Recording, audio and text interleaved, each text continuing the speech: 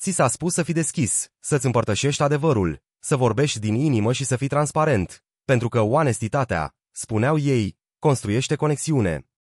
Dar aceasta este o minciună. O minciună spusă de cei care beneficiază de deschiderea ta. De manipulatori care rânjesc în timp ce adună muniție din lucrurile pe care le spui. De o lume care recompensează iluzia autenticității, dar te pedepsește în secunda în care dezvălui prea mult. Machiavelli știa mai bine. Promisiunea făcută odată era o necesitate a trecutului. Cuvântul încălcat, însă, este o necesitate a prezentului. El nu a învățat conexiunea, a învățat controlul. Și dacă supraviețuirea este scopul tău, nu ca victimă, ci ca strateg, trebuie să urmezi cele mai întunecate doctrine ale sale. Începând de aici, nu dezvălui niciodată aceste 7 lucruri nimănui. 1. Nu-ți expune niciodată adevăratele intenții. Oamenii îți spun adesea să fii sincer cu privire la ceea ce vrei. Dar Machiavelli nu ar fi de acord. Toată lumea vede ceea ce par să fii, a spus el, dar puțini experimentează ceea ce ești cu adevărat. Pentru că odată ce știu încotro te îndrepți, vor începe să-ți întindă capcane.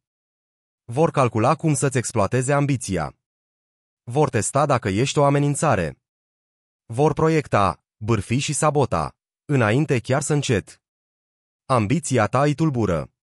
Iar transparența ta îi hrănește. Așa că, ascunde-o, lasă-i să ghicească. Lasă-i să te subestimeze. Lasă-i să creadă că ești pasiv în timp ce, în tăcere, construiești imperiul pe care nu l-au prevăzut niciodată. Nu spui, vreau promovarea. Spui, sunt aici doar să învăț. Nu spui, am terminat cu asta. Spui, vom vedea. Nu declar război, îi faci să creadă că pacea este permanentă până când nu mai este. Pentru că atunci când obiectivele tale sunt ascunse, dușmanii tăi nu pot ținti. 2. Nu-ți arăta niciodată slăbiciunea emoțională. Ei spun, fii real, fii vulnerabil. Ceea ce vor să spună este, arată-mi unde să lovesc. De fiecare dată când mărturisești cât de mult doare ceva, cât de des te gândești prea mult, cât de singur sau nesigur te simți, ei nu aud sinceritatea. Aud oportunitatea. Oamenii îți adună rănile emoționale așa cum asasinii adună o travă, în liniște, răbdare, metodic, până în ziua în care trebuie să o folosească. Vor da din cap când te deschizi. Zâmbește ca și cum ar înțelege. Dar în momentul în care lucrurile iau o întorsătură proastă, asta vor folosi ca armă. Nu îți vor ataca punctele forte. Îți vor ataca confesiunile. Machiavelli nu a fost fără inimă, a fost tactic. Știa că a părea vulnerabil poate fi util. Dar a fi vulnerabil, asta trebuie păzit cu orice preț. Vrei să plângi? Fă-o singur. Vrei să țidi? Înghiți. Vrei să te destrami? Rupe-te în tăcere. Pentru că, cu cât arăți mai multă emoție, cu atât cedezi mai multă putere emoțională. Controlează-ți expresia, chiar dacă nu-ți poți controla emoțiile. Asta nu e înșelăciune. E apărare. 3. Nu dezvălui niciodată adevăratele tale alianțe. Ai putea crede că este înțelept să arăți loialitate. Declararea în cine ai încredere creează siguranță. Dar într-o lume condusă de putere, loialitatea devine o povară. Și a fi vizibil? Asta e sinucidere. Machiavelli spunea, este o dublă plăcere să-l înșeri pe înșelător. Cei care îți cunosc alianțele știu cum să te prindă în capcană. Vor ști pe cine să amenințe, pe cine să corupă, pe cine să manipuleze. Îți vor folosi cercul pentru a-ți reduce influența și a-ți otrăt fundația. Așa ca regatele, nu din cauza dușmanilor din exterior, ci din cauza alianțelor prea ușor expuse. Adevărata ta loialitate? Păstrează-o în umbră. În public, fii politicos cu rivalii, sceptic cu prietenii, neutru cu toată lumea. Lasă-i să se întrebe cui le dai socoteală. Lasă-i să urmărească fantomele. Pentru că în război, puterea nu este cea mai mare arma ta, incertitudinea este. Și nimic nu este mai imprevizibil decât omul care zâmbește tuturor și nu spune nimic. 4. Nu dezvălui niciodată ce te motivează cu adevărat. Ei vor întreba, Ce te motivează? Care este motivul tău? Și dacă răspunzi sincer, tocmai ți-ai predat panoul de control. Tu spui, vreau să mă dovedesc. Ei aud, tânjești după validare, ți-o voi reține. Tu spui, vreau doar iubire. Ei aud, mor de foame, te pot manipula cu distanța. Tu spui, vreau să-mi fac familia mândră. Ei aud. Ești vulnerabil la vinovăție. Ai crezut că vă legați. Dar în jocul puterii, motivația ta nu este o poveste, este o pârghie. Și odată ce găsesc pârghia care te pune în mișcare, o vor folosi. Lui Machiavelli nu-i păsa de intențiile nobile. Îi păsa de rezultate. Oamenii îți vor manipula motivul pentru a-ți deraia cum să-ți faci lucrurile să se întâmple. Așa că dă-le motive superficiale. Doar explorez. Sunt curios. Încă încerc să înțeleg lucrurile. Sună inofensiv, chiar ușor de uitat. Între timp, construiești ceva ce vor vedea doar când va fi mult prea târziu să se oprească. 5. Nu dezvălui niciodată ce sau pe cine disprețuiești. Într-o lume perfectă, a spune ce te jignește câștigă respect. Dar aceasta nu este o lume perfectă. Această lume este plină de oameni care îți vânează motivele declanșatoare.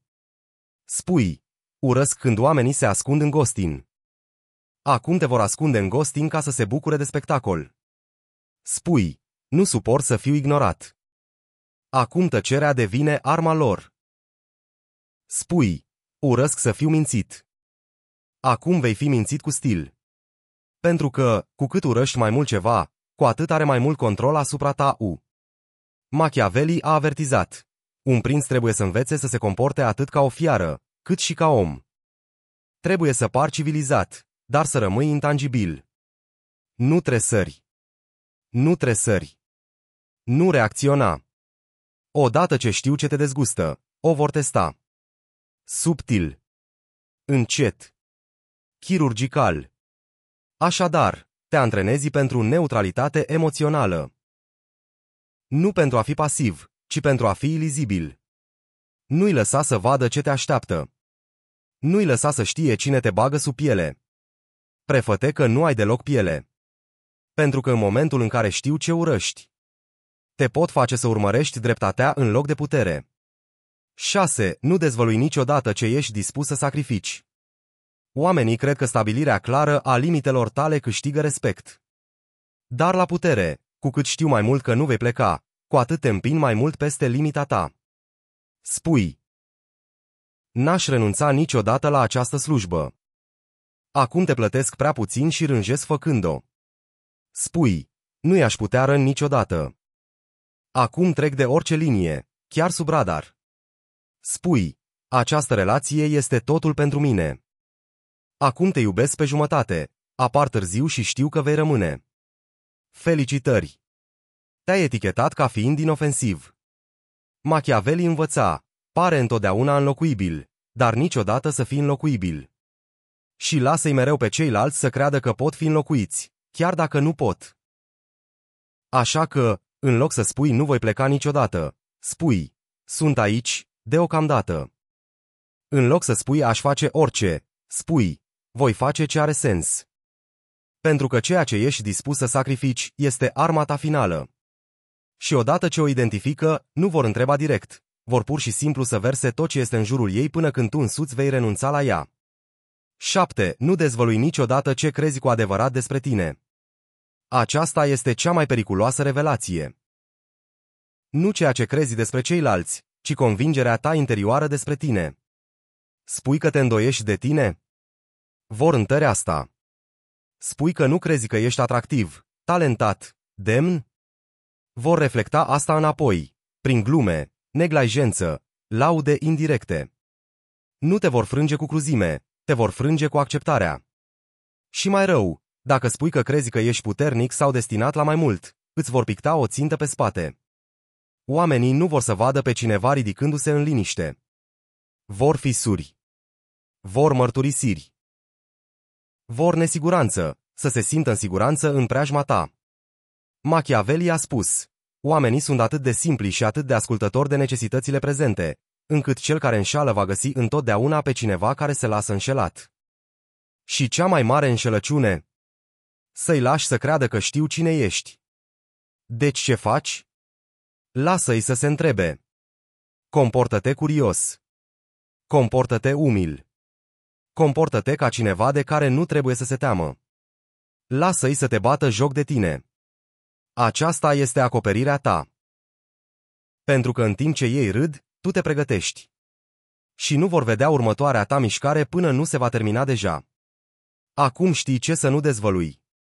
Dar geniul lui Machiavelli nu s-a oprit la ascundere. El a transformat tăcerea în armă. Pentru că tăcerea nu este gol, este tensiune. Îi face pe oameni să se simtă neliniștiți. Îi face să speculeze. Îi obligă să vorbească prea mult, să dezvăluie lucruri pe care nu a trebuit niciodată să le întregi. Tăcerea ta devine o oglindă. Încep să-ți umple golurile cu propriile temeri. Își imaginează că știi mai multe decât știi. Atașează sens fiecărui cuvânt pe care nu l-ai spus. Și acolo începe puterea ta. Pentru că cel care vorbește cel mai puțin dă tonul emoțional. Lumea este dependentă de explicații. Oamenii intră în panică atunci când sunt înțeleși greșit, se grăbesc să clarifice, să se descarce, să mărturisească. Dar tu?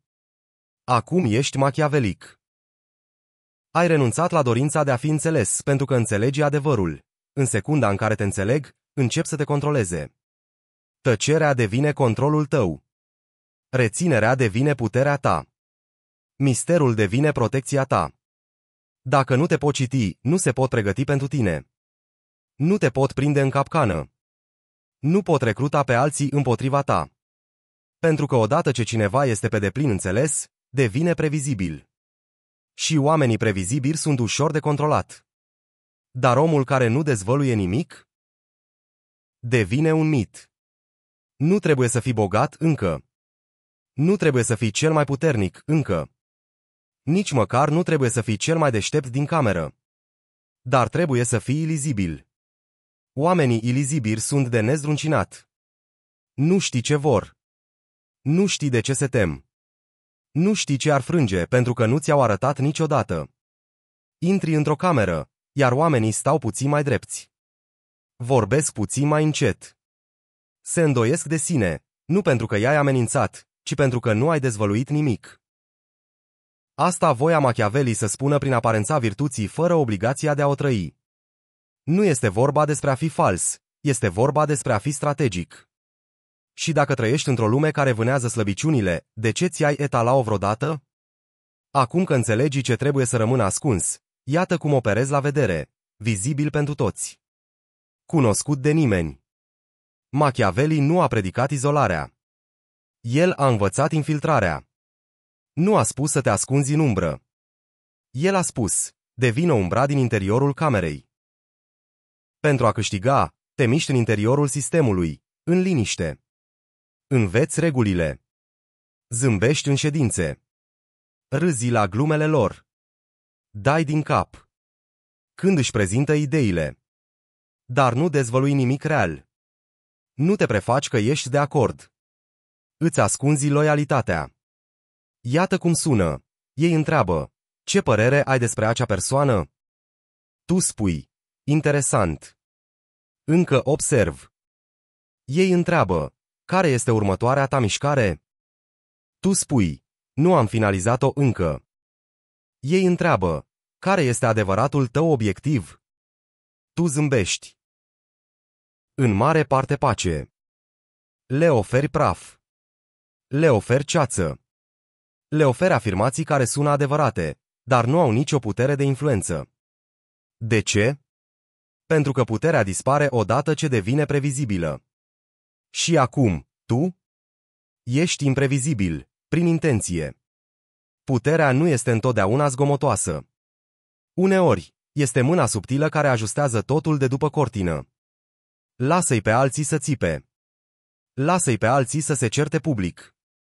Lasă-i pe alții să-și poarte ego-ul ca pe o armură. Tu? Îi corectezi în tăcere.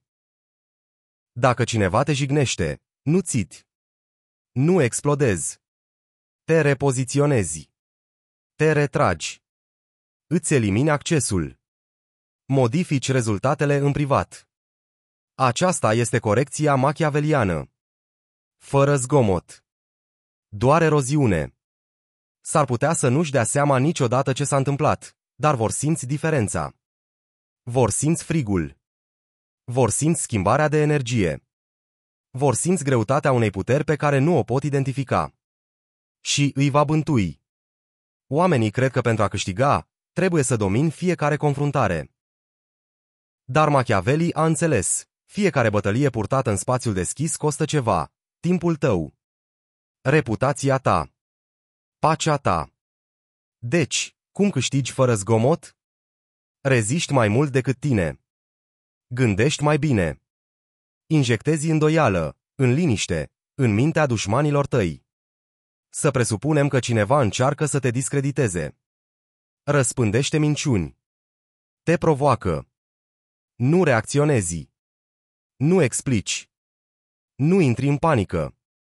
Pur și simplu îți închizi cercul. Nu mai împărtășești. Lucrezi, în tăcere.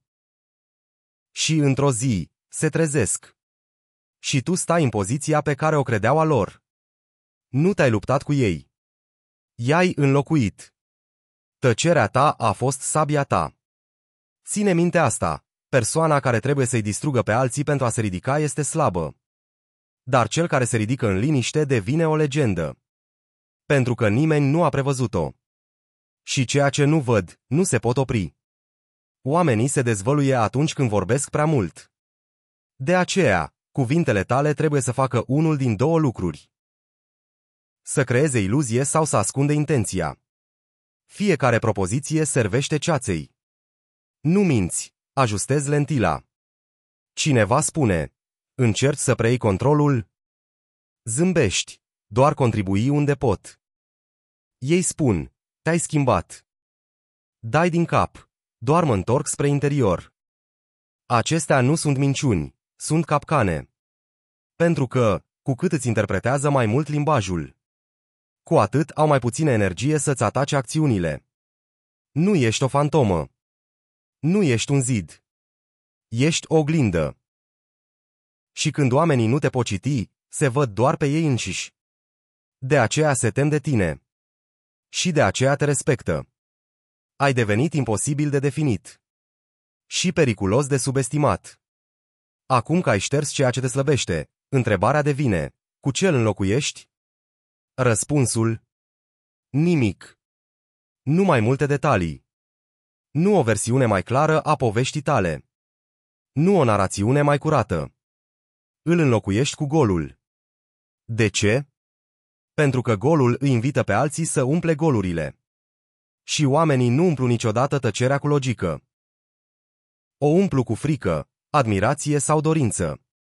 Gândește-te, persoana care nu spune nimic după trădare? Terifiant. Pentru că nimeni nu știe ce va face în continuare. Cel care nu-și explică ambiția? De neoprit. Pentru că ar putea fi cu 5 mișcări înainte, și nimeni nu o vede. Persoana care rămâne calmă în haos? Temută. Pentru că nu este influențată de nimic. Asta a stăpânit Machiavelli. Bărbații judecă, în general, mai mult după ochi decât după mână. Toată lumea vede cum pari. Foarte puțini ajung să experimenteze ceea ce ești cu adevărat. El știa că percepția este putere. Și percepția nu este modelată de ceea ce arăți, este modelată de ceea ce ascunzi. Aceasta este diferența dintre lideri și pioni. Nu este vorba de carismă. Nu este vorba de onestitate. Nu este vorba de a fi plăcut. Este vorba despre a avea disciplina de a rămâne ilizibil într-o lume obsedată de prea multe lucruri pe care le împărtășești. Când oamenii îți părăsesc viața, nu le datorezi nicio încheiere. Când te trădează, nu le datorezi nicio explicație. Când se îndoiesc de tine, nu le datorezi nicio dovadă. Lasă tăcerea ta să servească drept pedeapsă. Lasă distanța ta să devină răspunsul. Lasă succesul tău să scrie necrologul. Cei care ți-au încălcat limitele nu merită să fie învățați. Merită să li se refuze accesul.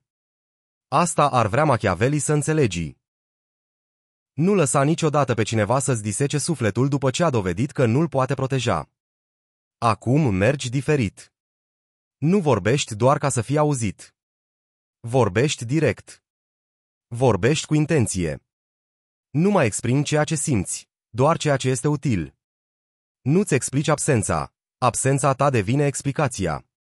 Și, chiar dacă s-ar putea să nu ți-o spună în față, o vor simți în piept. Nu știu la ce se gândesc, dar știu că nu trebuie să-i testez. Asta îți aduce tăcerea. Asta construiește secretul. Când îți ascunzi esența, când îți reții ruți, creezi un climat psihologic, un amestec de frică și fascinație. Încetezi să mai fii cineva pe care îl pot descrie întreagăt. Devii o prezență la care sunt forțați să se adapteze. Nu trebuie să manipulezi. Nu trebuie să domini sau să te joci de-a păpușarul. Trebuie să controlezi un singur lucru, punctul de acces. Ceea ce știu oamenii. Ceea ce văd oamenii. La ce se simt îndreptățiți. Pentru că odată ce închizi acele porți, regatul este din nou al tău. Cea mai întunecată regulă a lui Machiavelli nu a fost niciodată despre cruzime. Era despre izolare.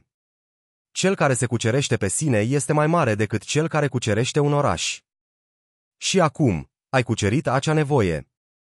Acel vechi instinct de a explica. De a te descărca. De a fi înțeles de toată lumea. Ai depășit versiunea ta care sângera de fiecare dată când cineva întreba: ce se întâmplă în capul tău?